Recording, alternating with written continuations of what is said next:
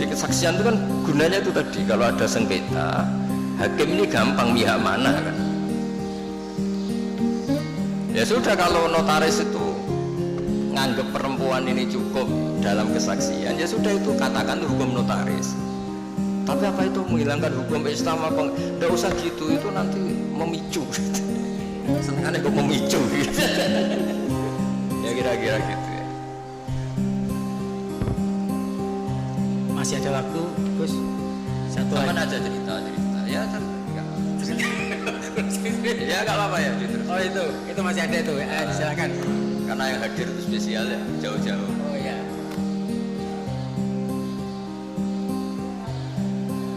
Kayak pemimpin itu harus hati.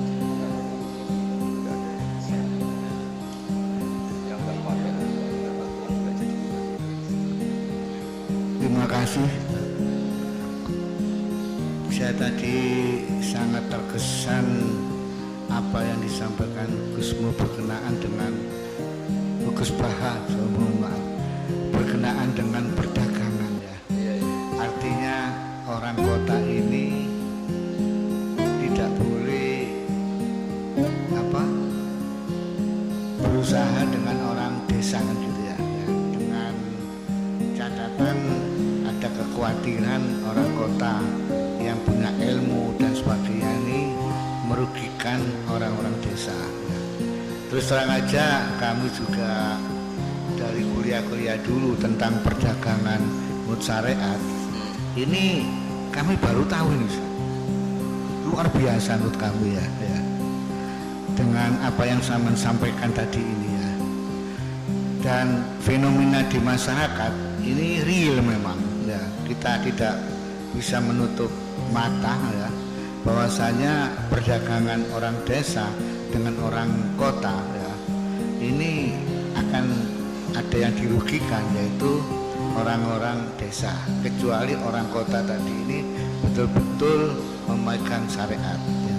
Yang ingin kami tanyakan Ustaz ya, bagaimana kita ini bisa berdagang ini menurut syariat ya, karena menurut syariat ini, karena hari-hari ini kita berdagang ya, termasuk tidak boleh dusta apa, terus mungkin di dalam perdagangan itu kalau ada orang kecewa atau tidak jadi beli itu dikembalikan dengan ikhlas, langsung malaikat berdoa, ya Allah hindarkan orang ini dari kebangkrutan orang yang jual tadi ini.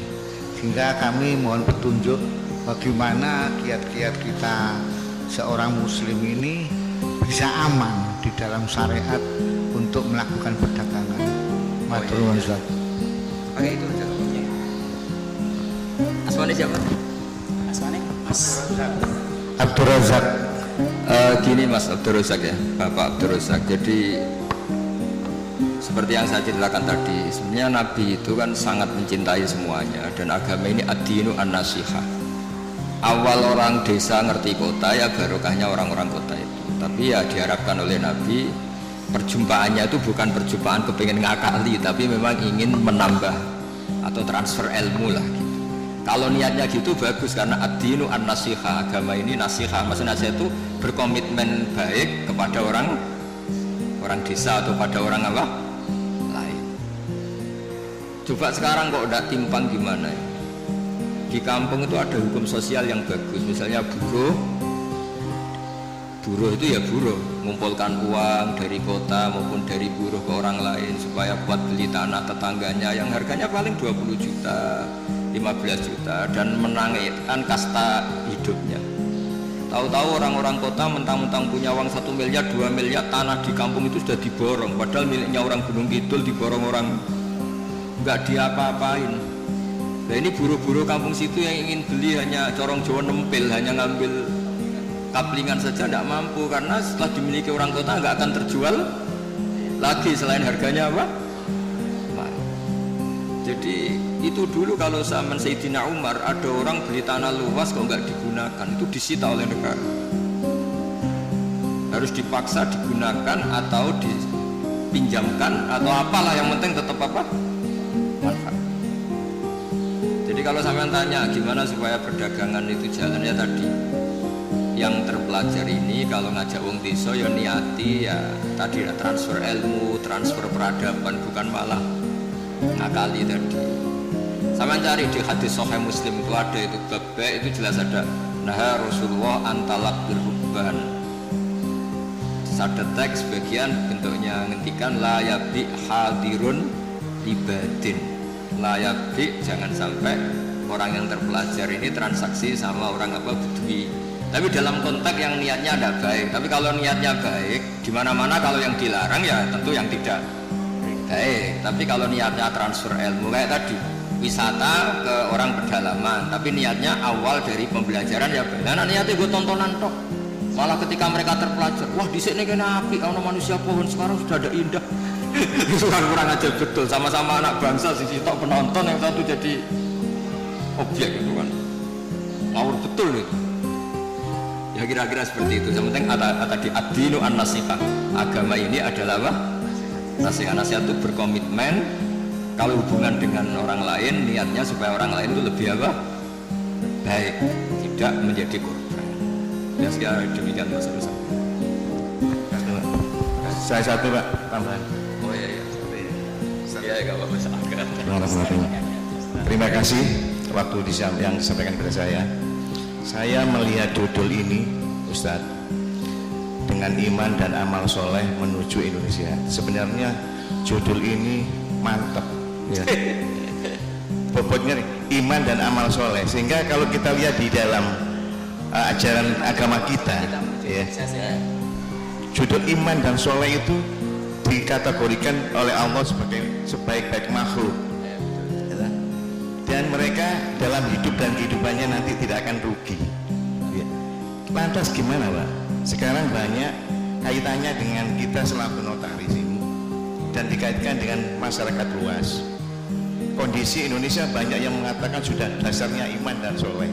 Semuanya umat Islam melaksanakan dan melakukan berjuang untuk iman dan soleh. Tapi dalam kehidupan sehari-hari masih demikian kondisinya. Ya ini gimana ya Pak? Penjelasan dan supaya ini tepat sasaran ini. Begini ya, jadi perasaan saya juga perasaan semua orang seluruh dunia. Jika orang itu digerakkan oleh roja itu harapan kepada Allah, maka kita ini akan baik-baik saja. Dulu kita ditunggui Rasulullah SAW, itu tentu kita dalam kondisi terbaik. Sebagaimana hadis khairul qurun qarni, sebaik-baiknya generasi tentu yang saya tunggui, kata Nabi. Dan kemudian ada merosot, dan ini normal. Masa ditunggoni Nabi, pada itu ditunggoni Pak Imam kan orang mungkin gitu. Masa ditunggoni Wali Songo, pada karo tunggoni Pak Arifin kan orang mungkin. Makanya andekan ini merosot ya saya senang saja. Masa ditunggoni Nabi, be ora podo wae kan. Tapi kita harus berpikir optimis begini. Nabi itu memang figur yang luar biasa. Kadang-kadang ngendikan ma min yaumin illa ba'dahu syarrun min. Tidak ada hari kecuali trennya lebih buruk. Tapi jangan kira Nabi hanya ngendikan begitu. Nabi juga sering menguji kita. Tuba liman amana bi walam yaroni. Cek bejane orang yang sebetulnya tidak menyaksikan saya langsung, tapi berusaha meniru saya. Ini kan luar biasa. Kita nggak dididik Nabi, nggak dididik sahabat, nggak dididik Wali Songo, mau dididik ustad. Kadang dididik modin, wis gelem sholat, yo madhep ngulon, yo patang rakaat nak dhuwur, itu sudah luar biasa. Jadi bahkan sebagian riwayat itu Nabi ngendikan sab amarat ketika ngendikan tuba liman amana bi walam yarun. Hebat betul orang yang iman kepada saya, sebetulnya dia tidak melihat saya. Bahkan Nabi pernah cerita, ini supaya sampean optimis. Asmane siapa? Pak siapa? Mukhtar itu. Ya Pak Mukhtar. Nabi itu pernah cerita begini Pak Arifin, siapa orang terbaik dari kalian yang paling iman? Terus kata sahabat, ya kita. Cara Jawa gini, bangkune kowe ra apik, mung roh aku tak didik aku. Ya roh ajar lah kamu baik, tak didik saya langsung. Ya malaikat yang di aras, kata Allah, wahai malaikatku, wajar dong kamu iman sama saya, kamu penjaga aras, tahu surga, tahu neraka. Akhirnya yang dipuji oleh Allah, oleh Rasulullah siapa? Orang yang surga ya tidak tahu percaya surga, neraka tidak tahu ya percaya neraka, apa saja percaya padahal tidak tahu. Ya kita ini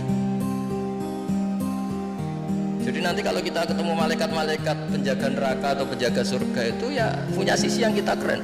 Malaikat-malaikat, kamu percaya ada neraka? Ya tahulah, usaha penjaganya. Saya dulu gak tahu saja percaya. Saking imannya pada Rasulullah Muhammad Shallallahu Alaihi Wasallam. Artinya kita juga punya sisi top. Wong ora roh kok iman itu kan luar biasa. Jadi ini supaya optimis ya. Jadi dulu Indonesia terkenal Buddha, Hindu, dan kita dulu minoritas. Lama-lama sekarang mayoritas, bukan sekedar mayoritas, bahkan memimpin. Rata-rata presiden, pejabat ya Muslim. Ya trennya tetap naik. Kecil saya itu orang yang jilbaban hanya keluarga kiai. Sekarang satu kampung hampir jilbaban semua. Ya kita berpikir optimis lah, jangan yang pesimis. Jadi kalau trennya ya enggak coba. Dulu rata-rata pejabat kayaknya rapati sholat. Sekarang arah sholat itu orang keren ya. Ya saya kira demikian. Mari kita tutup dengan bacaan Al-Fatihah.